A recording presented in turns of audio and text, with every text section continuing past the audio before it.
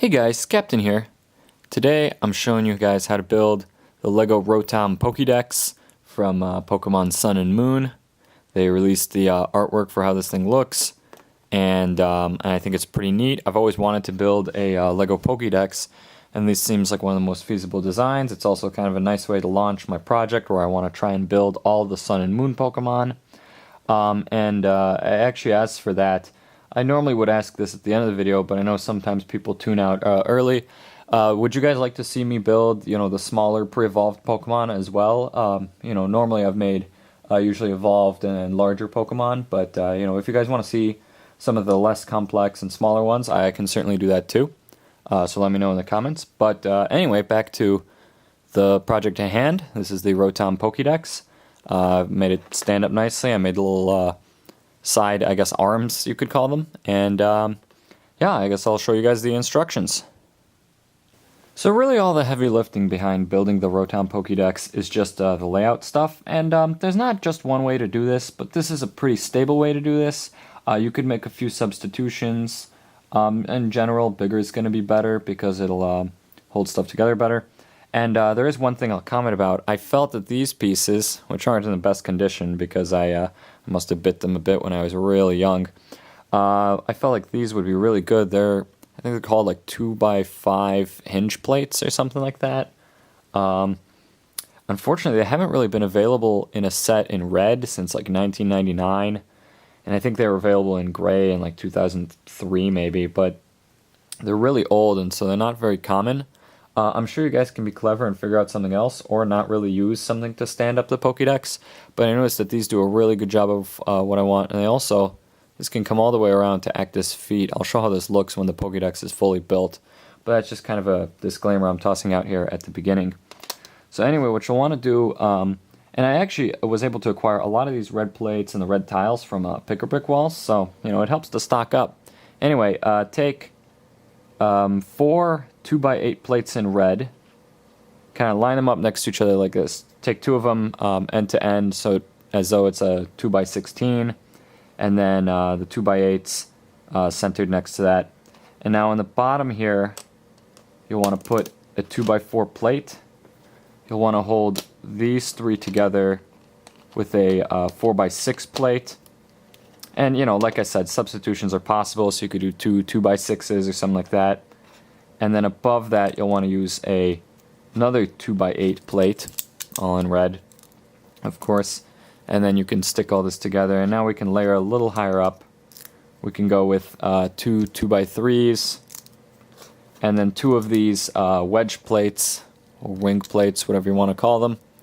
The 2x4 wedge plates to make kind of a peak. And then we're going to make 2 sides here, and I'm just going to say, for sake of time convenience, just make them mirrored.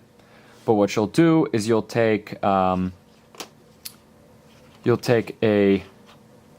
2x2 in red and a 1x3 in red, and line them up together like this, and put a 2x6 all the way over that. So there's this spot here, and this is where we'll put the kind of arm wing things. And then behind that, attach a 2x4 plate facing upwards, plate on a corner plate like this, and then a 3x3 wedge plate like this. Behind that, stick another 2x4 plate, and in front, another 2x4 wedge plate. Like I said, make them mirrored, and we can attach this right here into this little overhang. And so these right here will just sit tight for now. Again, if you're clever, I bet you can do something nice with hinges. But this is the solution I'm using because I happen to have these pieces on hand, and I think it looks really nice. And now for the face, I laid out these tiles ahead of time. Again, I kind of did a lot of the heavy lifting by just preparing this. You can vaguely see the shape it forms. We're going to want to start with the bottom. I ran out of 1x2 plates or tiles at the very last moment. I don't think I had to buy any. I'm pretty sure I got all of them from Pick-a-Brick Wall, so I had to use one 1x4. But if you have a few longer plates, if you have 1x4s or even 1x6s, 1x8s, using them will be just fine. It might look a little nicer, and there might be a few spots where things hold together just a little better. But anyway, right here at the bottom, let's hold this together with 2x4. So we want to, keep these in place. And next to her, 1x4 rather. And next to it, some 1x2s.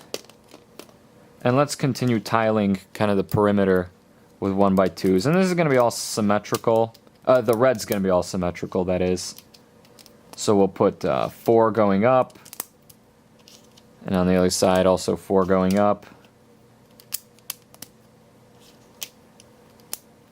And we've left with quite a bit of space here. Let's start filling in the white.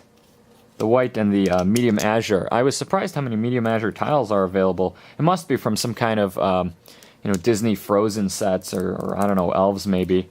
But start by placing 3 2x2 white tiles down here in the bottom left.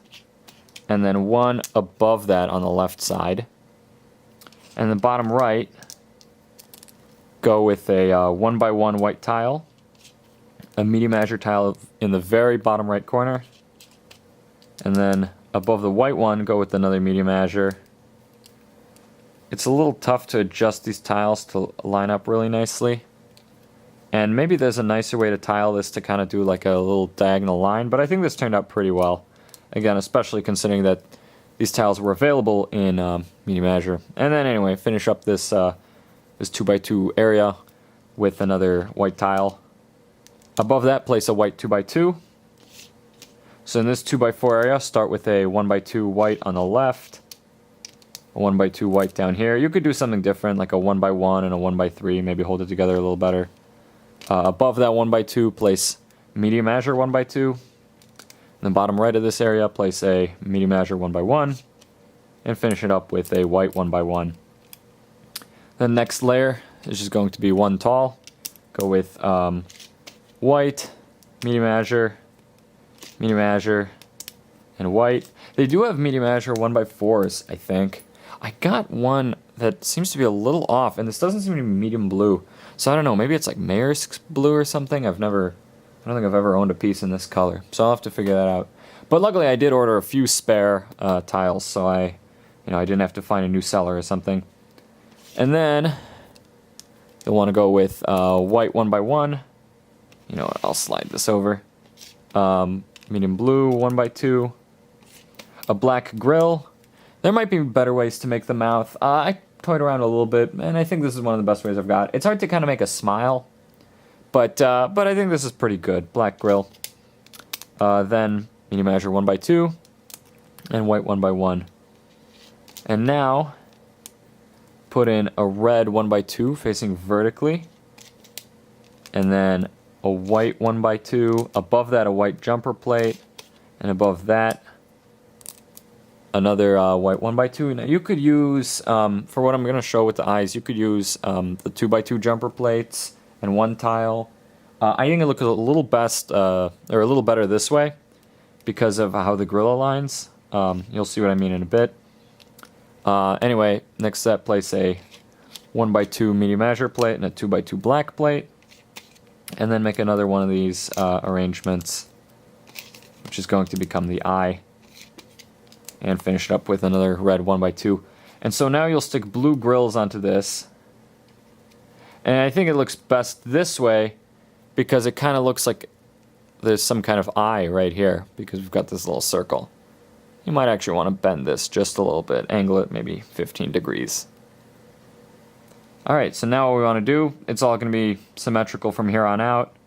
You'll want to take some black studs, place them here, going right along with our vertical 1x2 plates. Next up, place a 1x3 in red.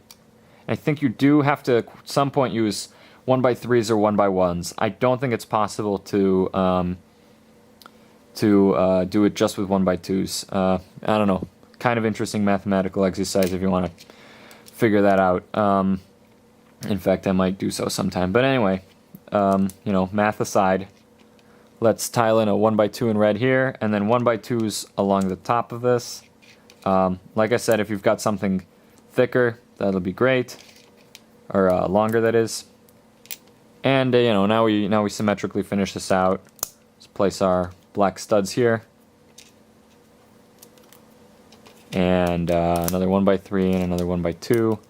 And then going up, stick 1x2s here. And you know, on the sides. Here it would be really nice if you had either some long plates, or I think 2x2s are best. So I do have a 2x2 here. In fact, I have another one. And then a 1x2 right up here. And so most of Rotom is complete now. But we can still make the wings. Now with the arms, again, I'm going to say that they're going to be symmetrical, more or less. This part will be just a little different, but I think you can figure it out. So in the back, you'll want to take a 1x4 and a 4x4, place them next to each other. And next to that, stick a 1x2 and a 1x3.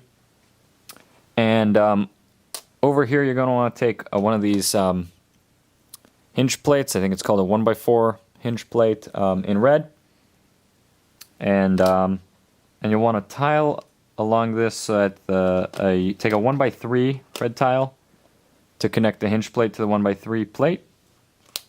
Then take a 1x2 tile. This is again one of those areas where having bigger tiles might be a little helpful. But connect the 1x3 to the 4x4. Then take a 2x2 tile to connect the 1x2 to the 1x3 and 4x4. And another 1x2 to finish that up. Alright, then here place a 2x3 plate. And now it's pretty easy. Kind of tile it out with 1x2s or whatever you've got. And then stick a 1x4 behind this little overhang. Place another 1x2 there to finish it. And so for the right side from our perspective, I just used two 1x3s. You could use 1x2s. I actually ran out of 1x2s at this point, so I used two 1x3 tiles. But for the other arm, you'll want to place a 1x2 tile, a red jumper plate, and another 1x2 tile. And on that, stick a blue stud. And then you can have the Rotom Pokedex as is, or you can attach the wings here in the back. If you don't plan on using the arm/wings, then you may want to consider using a 2x3 plate here, or another 1x3, or simply plating this out in really any more sturdy way that you would like. But I did make them, and so let's attach them. And this is what I mean, by the way, with the legs looking kind of nice. Sometimes it's hard to pull this out, so I actually use a brick to help me do so.